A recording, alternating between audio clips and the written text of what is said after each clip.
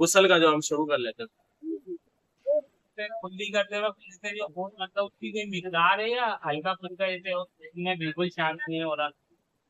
मुंह से अगर खून आए, ये मसला ये है कि अगर उससे थूक जो है वो लाल हो जाए, सुर्ख हो जाए, तो फिर ऐसे सूरत में उसका वजू टूट जाएगा। हल्का फुल्का और अगर सर्द पड़ जाए तो फिर ऐसे सूरत में वजू नहीं टूटेगी। सही है, ये इसकी पहचान है। अगर वो हो गया, सुर्ख हो गया, तो यकीनन वो खून जो है वो बहुत ज्यादा मिकदार में, बहने की मिकदार में, तो वजू टूट जाएगा, वरना जो वजू नहीं टूटेगा। अगर सर्द है और कोई सवाल हो किसी के से वजू के तालिक जो, चले गुस्ल का बयान जो है इंशाल्लाह हम शुरू करते हैं।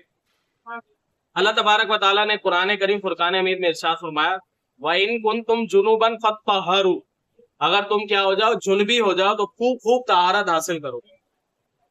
अब ये जो सीगा इस्तेमाल हुआ है फत्तहरू, यानी खूब जो है वो पाक होना है। अब गुस्ल के हवाले से कुरान करीम में नस्से कतई मौजूद है कि जब गुस्ल फर्ज हो जाए तो क्या किया जाएगा, खूब पाक हुआ जाएगा। गुस्ल में जो वो कितने फराइज है? गुस्ल में 3 फराइज है। असल उसूल यही है कि जहां तक पानी पहुंचा सकता है बंदा, वहां तक पानी पहुंचाना ये फर्ज होता है गुस्ल के अंदर। अब जैसे मुंह है, मुंह के अंदर और मुंह का जो हिस्सा नजर आ रहा है, उसके पूरे हिस्से पर जो है वो पानी बंदा पहुंचा सकता है, तो फिर वहां तक जो है वो पानी पहुंचाना ये फर्ज हो जाएगा। इसी तरह नाक है, नाक की नाजुक हड्डी, वहां तक पानी पहुंचाया जा सकता है, तो वहां तक जो है पानी पहुंचाएंगे। ऐसा नहीं है कान के अंदर पानी, ये नहीं है कान के अंदर पानी डालेंगे तो मसला खराब हो जाएगा। तो जहां तक पानी पहुंचाना मुमकिन है तो वहां तक पानी पहुंचाया जाएगा। तो इसीलिए आसान तरीका ये है कि गुस्ल के जो फराइज है वो कितने फराइज है? 3 फराइज है।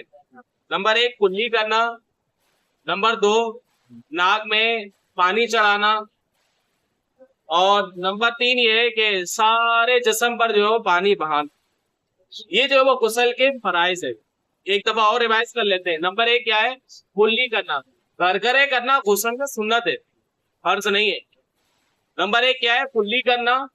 नंबर 2 नाक में पानी चढ़ाना, और नंबर 3 तमाम जाहिरी बदन पर जो है वो क्या करना, पानी जो है वो बहाना है। ये जो है वो फराइज है।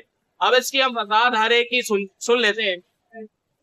कुल्ली करना यानी मुंह के हर पुर्जे, हर गोशे, होंठ से हलक की जड़ तक हर जगह पानी जो है वो बह जाए। अक्सर लोग थोड़ा सा पानी मुंह में लेकर जो है वो घुटनक डालते हैं, थोड़ा सा मुंह में पानी दिया फिर उसको थूक देते हैं, तो और इसको जो है वो कुल्ली कहते हैं। अगरचे जबान की जड़ और हलक के किनारे तक पानी ना पहुंचे, गुस्ल ना होगा। सिर्फ मुंह में पानी लिया आपको फेंक दिया तो ऐसे कुल्ली जो नहीं होगी, ना गुस्ल होगा, ना इस तरह नहाने के बाद नमाज जायज होगी। बल्कि फर्ज है कि दाढ़ों के पीछे, गालों की तह में, दांतों की जड़ और खिड़कियों में, जबान की हर करवट पर, हलक के किनारे तक पानी जो बह जाए, इसका खूब ख्याल रखना है। फिर अगर कोई गुटखा या छालिया वगैरह खाता है तो फिर वो उसको छुड़ाना भी है ना। अगर दांत के अंदर जो है वो छालिया फंसी हुई है तो फिर ऐसे सूरत में जो है वो उसको भी छुड़ाया जाएगा। हाँ, अगर ये कि वो बिल्कुल मतलब उसने कोशिश कर ली, अब वो निकल ही नहीं रहा, अब ये उजर है, तो फिर ऐसे सूरत में जो है वो अगर लगी भी हुई हो फिर भी हो जाएगा। लेकिन कोशिश करनी है। कोशिश से मुराद कोशिश करनी है। उमूमन लोग कोशिश से मुराद जो है वो सिर्फ मतलब दीन के हवाले से, अल्लाह माफ करे कि हमने बहुत हल्का समझा हुआ है। दीन के अहकामात हो गए जो हमारे ऊपर फर्ज उलूम है, उनका हल्का समझा हुआ है, कोई मसला ही नहीं है। हमने कोशिश तो की है ना, कहते हैं हमने कोशिश तो की है। असल हकीकत जो जिसको कोशिश कहते हैं, माल कमाने के लिए कितनी कोशिश करते हैं, ऐसी कोशिश कोई नहीं करता दीन सीखने में। तो दीन हमारे ऊपर जितना फर्ज है उतना तो दीन हमें लाजमी तौर पर सीखना है, और उसमें कोशिश ऐसी कोशिश करनी है जैसी कोशिश हम माल कमाने में करते हैं। तो कुल्ली किस तरह करनी है? कुल्ली जो है वो मुंह के हर पुर्जे, गोशे, होंठ से हलक की जड़ तक पानी जो है वो बह जाए, तो इस तरह जो है वो कुल्ली का खूब एहतमाम करना है। नाक में पानी डालना यानी दोनों नथनों का जहां तक नरम जगह है, दुलना के पानी को सूंघ कर ऊपर जड़ तक चला। इसका बड़ा आसान तरीका यही है کہ آپ جو ہے وہ ناک کی جو نرم ہڈی ہے وہاں تک پانی پہنچانے کا بڑا آسان طریقہ ہے. آپ نے ایک ہاتھ میں جو ہے وہ چلو میں پانی لیا, ایک چلو پانی لیا, اور پھر جو ہے وہ آپ ناک بند کر کے جب سونگے گے اوپر تو پانی چڑھ جائے گا آرام سے, اور وہ جو ناک کی جو نرم جگہ ہے وہاں تک آرام سے پانی پہنچ جائے گا. پھر جو ہے وہ دوسرے ناک میں بھی اسی انداز سے کر لیں.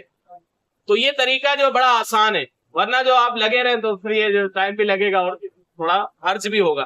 تو یہ بڑا بہترین طریقہ ہے کہ پانی کو سونگ کر اوپر چڑھائیں, فال برابر جگہ بھی دھلنے سے نہ رہ جائے ورنہ غسل نہ ہوگا. ناک کے اندر ریڑھ سوکھ گئی تو اس کو چھڑانا بھی کیا ہے, فرض ہے. نیز ناک کے بالوں کا دھونا بھی فرض ہے.